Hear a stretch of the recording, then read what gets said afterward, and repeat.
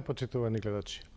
Расказот за аеросвитовиот меѓународен шаховски турнир, кој што го започнавме минатиот месец со анализа на партијата помеѓу Волокитин Пономарјов. Па го продолживме со одличната партија и одличната победа на Хари Кришна против Мамедјаров. Ќе го завршиме денес со уште една многу интересна партија, со средбата помеѓу актуелниот руски шампион Сергеј Рублевски со рейтинг 2687 и поранешниот младински светски шампион од 2003 година, 21 годишниот азербејџанец Шахријар Мамедјаров. Партијата беше играна во првото коло и Рублевски стандардно со бели фигури се отвори со Е2, Е4, а Мамедјаров одговори симетрично Е7, Е5. По коњ F3, коњ C6, рускиот шампион Рублевски, кој што е слично на нашиот велемајстор Никола Митков, љубител на скратени системи, не влегува во шпанска партија, често игра D4 на ова место, влегувајќи така во шкотска партија, а исто така знае да одигра и коњ C3, како во оваа партија. Коњ F6, ловец B5. Тоа е така наречена игра на 4 коњи. Мамедјаров, во согласност со својот стил, на ова место игра коњ D4. Тој потек прв пат го одиграл големиот полски велемајстор Акиба Рубинштејн, еден од најсилните велемајстори на преминот меѓу 19-тиот и 20-тиот век. Коњ D4. Акиба Рубинштејн, да кажеме дека иако не стана светски шампион, голема штета е што не одигра меч против тогашниот актуелен шампион Емануел Ласкер, затоа што ќе имаше добри шанси да ја освои титулата. Но сепак тој остави богато шаховско наследство, особено во теоријата на отварањето. Како и во завршниците, топовските завршници беа негов коњак, но во отварањето системите кои што тој ги предлагаше и ден денес се актуелни. Така и овој потек коњ D4, кој што и ден денес не загубил од својата актуелност. По ловец А4, Мамедјаров C6. Веднаш жртвува пешак. Коњ Е5.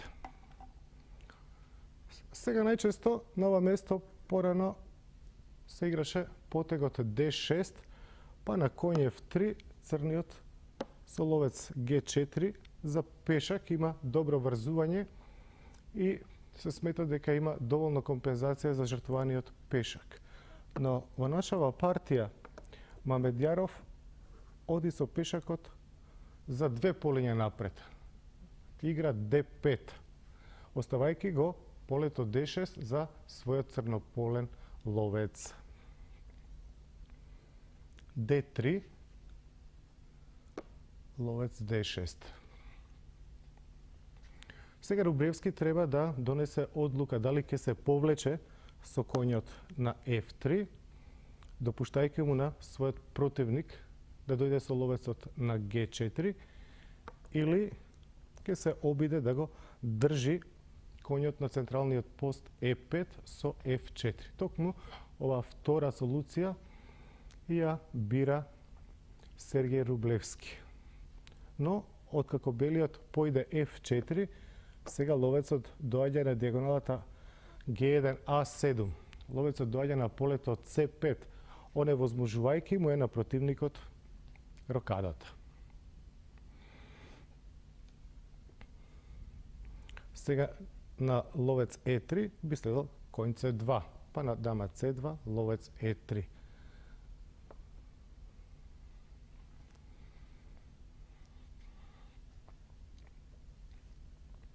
Е зема на D5, мала рокада. Мамедјаров даде веќе два пешаци, но затоа има предност во развој. Значи, откако се рокираше топот, порано или подоцна ќе дојде на Е линијата, каде што белиот крал се чувствува многу неудобно. Сега можеше уште еден пешак да земе Рублевски, но тоа само ќе ја зголемеше неговата заостанатост во развој. Тоа е еден критичен момент каде што Рублевски долго и мачно размислуваше како да продолжи понатаму. Како да најде излез од оваа непријатна ситуација. Но, како што понекогаш се случува, лекот е полош и од болеста. Тој доаѓа со конјот на Е4, сакајќи така да ја закрпи Е-линијата. Сега добива темпо со напад на ловецот на С5, ама Мамедјаров не губи време, зема на Е4 и по Д-Е4 дава шах со дамата на Х4. Изнудено е Г3 и дама Х3. Гледате, сега белиот има релативно силен центар, но повторно не може згодно да се развие и не може ни згодно да парира на заканата дама Г2. Единствено што парираше е дама Д2, но гледате ловецот ќе остане на полето С1, значи уште повеќе ќе се зголеми предноста на црниот. Тој конкретно би продолжил Цф6. Конјот не смее да отстапи заради коњ F3, шах шех, белиот би ја загубил дамата. Единствено би било С3. Тогаш F зема на Е5, С зема на Д4 и сега покрај солидното ловец Д4 црниот може да си дозволи и да ја жртва фигурата на С5 со потегот Еф4 и ќе има силен напад. Например, ако белиот земе на С5, тогаш Фг3 со страшни закани. Едната закана е Г2, па на топ Г1, топ Ф1 шах. Па топ Ф1, Г1, Г зема на Ф1 со промоција, дама, шах и мат, а во спротивно уште стои заканата и топ F2. Значи тоа не може згодно да се парира.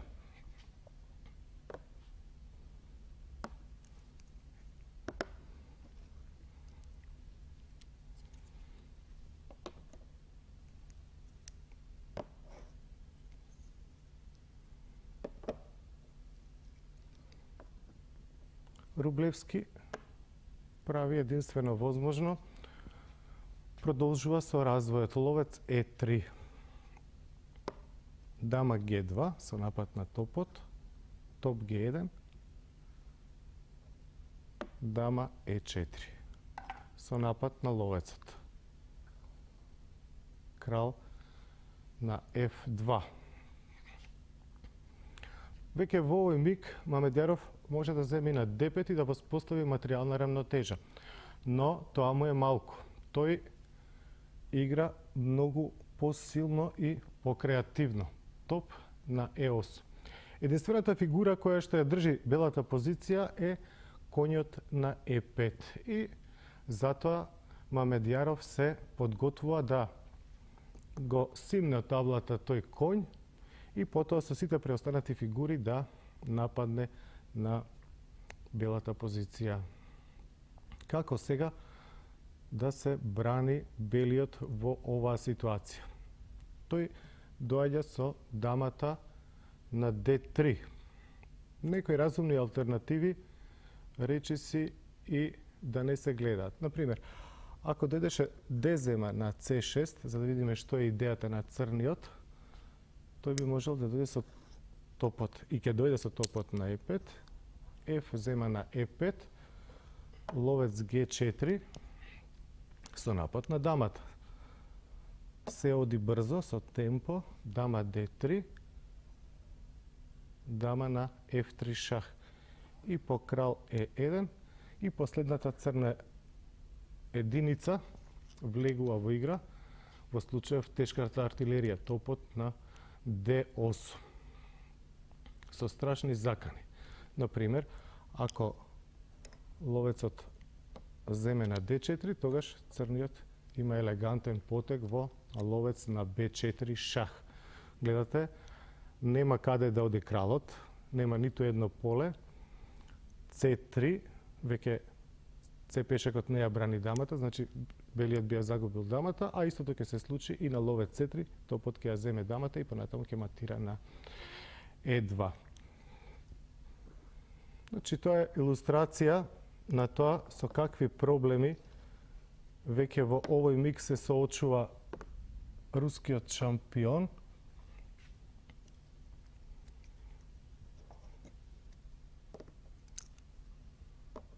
По топ E8, тоа е нашата позиција.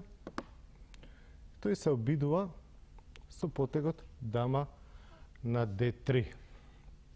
Но, велиме, сега топот зема на E5 и ја штити истовремено дамата. Значи, единствено е F зема на E5, сега дама F3 шах. Единствено крал E1. Гледате, се е форсирано и ловец на F5 ја развива фигурата повторно со добивање време, со темпо, како што велат шахистите. Ловец F5 ја напаѓа дамата. Сега дамата нема згодно каде да отстапи.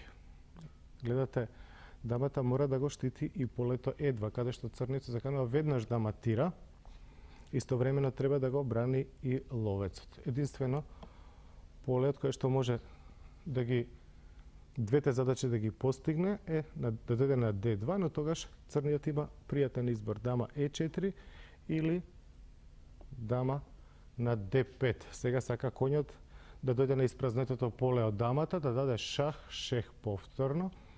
Не се гледа друг потек освен ловец D4 зима, но после ловец D4 црниот има решавачки напад при речиси материјална рамнотежа. Значи има квалитет помалку, но гледате, ловецот е бел во аут, белиот крал играше досега, не може да рокира, а црниот го напаѓа. Топот напаѓа на E5 е подготвен да дојде и со другиот топ кај што треба на E или на D8 и брзо да матира. Значи тоа е практично сосема неодржлива позиција.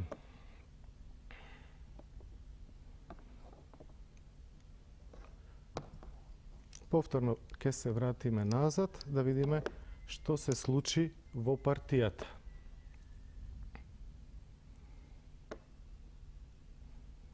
Тоа е позицијата во која што по ловец F5 единствено можност да ја продолжи играта за Рублевски беше да даде и тој шех на црната дама. Значи топот доаѓа на F1 со напад на црната дама.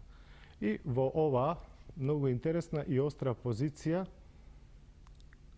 Шахријар Мамедјаров, гледате и името му прилега на неговата супервелемајсторска сила. Тој има на 21 годишна возраст, веќе има рейтинг 2699, значи 2700 практично, што кажува дека станува збор за супервелемајстор.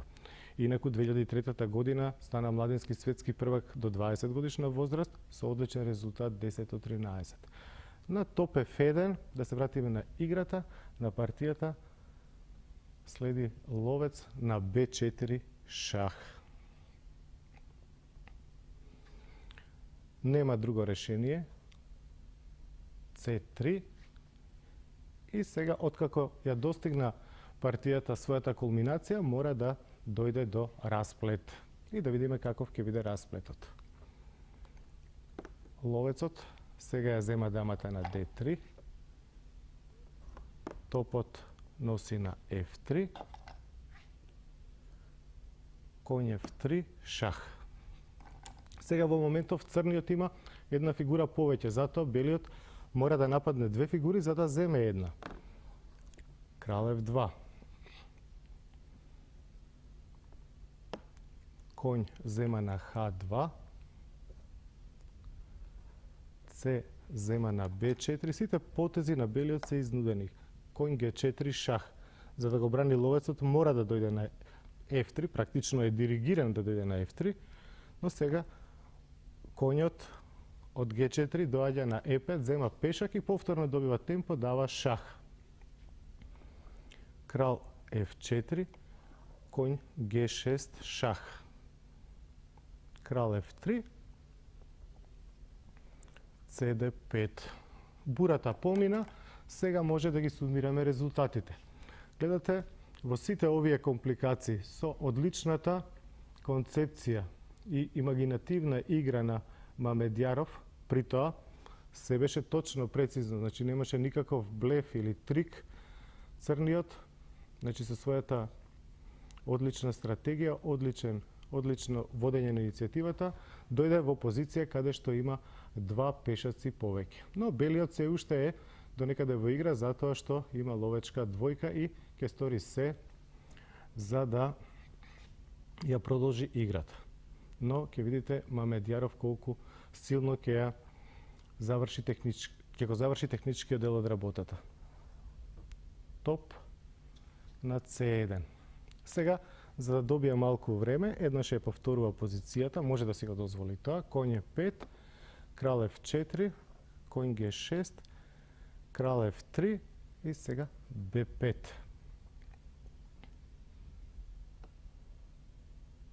Ловец на B3, ловец C4.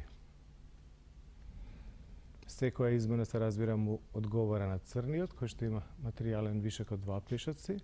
Ловец C2, коњ на E5 шах.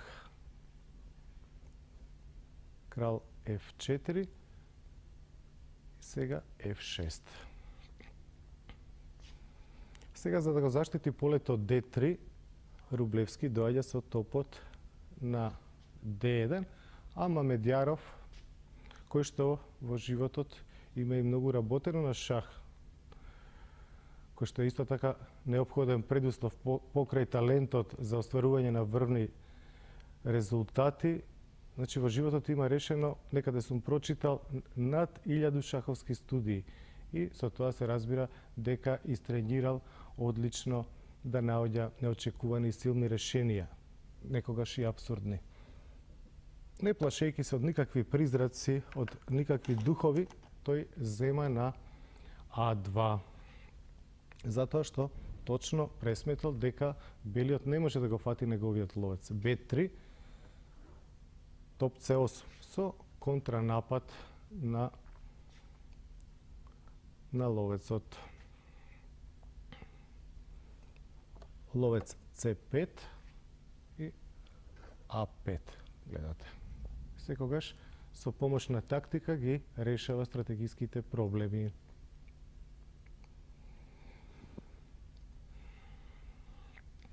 Сега, доколку топот дојде на А1, тогаш А зема на Б4, двата ловца висат по С линијата. Ловец F5, меѓу потек со напад на топот, но Мамедјаров се точно пресметал, ќе видите. На ловец F5, ловец B3 со контранапад. На удар со удар одговара црниот. И по топ на B1, уште еден одличен проблемски потек би рекол, но тоа требаше да се види со ловец А2. Оттаму требаше ова сето да го види Мамедјаров за да влезе во сето ова. Ловец С2, уште еден одличен потек.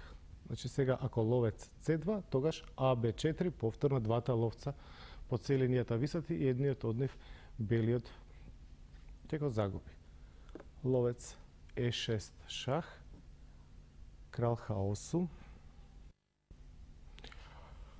По крал Х8, безсмислено би било топот да го нападне ловецот на С2, затоа што црниот ќе го нападне белиот ловец од Е8.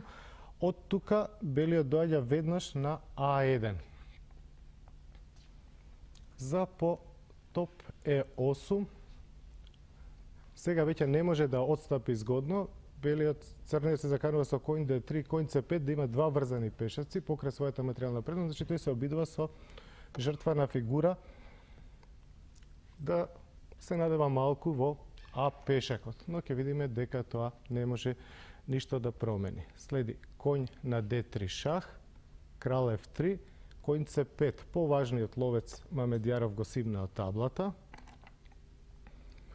И по ловец зема на Д5, белиот пешак спокојно тргна во својот марш за да стане дама. Б4 и по А6 црниот веднаш го уништува тој потенцијално опасен пешак со конја 6 и тука Рублевски му ја честита одличната победа на својот противник. По топ зема на А6,